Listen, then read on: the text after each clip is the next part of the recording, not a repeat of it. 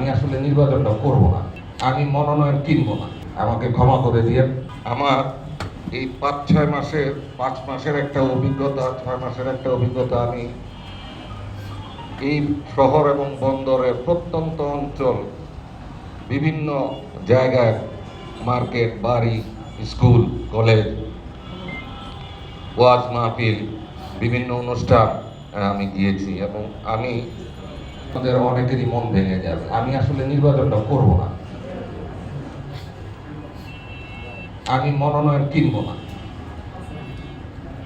এইটা আসলে আমি আপনাদের কাছে ক্ষমা প্রার্থী এবং আমি জানি কি রকমের কষ্ট, এবং আপনারা যারা সাংবাদিক ভাই বোনেরা বা বসে আছেন, আপনাদের জন্য একটা স্বপ্নের জায়গা ছিল, একটা আশার জায়গা ছিল,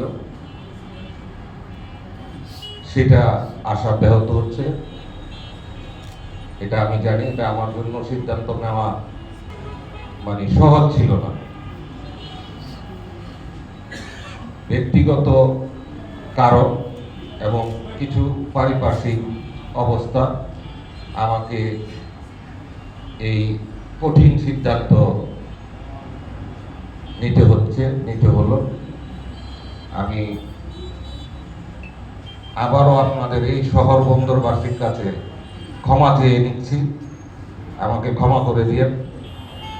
আমি একজন সমাজকর্মী হিসাবে আজীবন আপনাদের পাশে থাকব। আমি জানি আমি কি কাজটা করছি, আমি জানি আমি কি কাজটা করতে যাচ্ছি। এটা অনেকের কাছেই, আপনাদের কাছে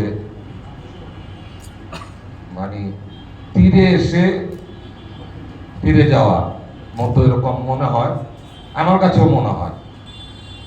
এটা আমার জন্য সহজ না।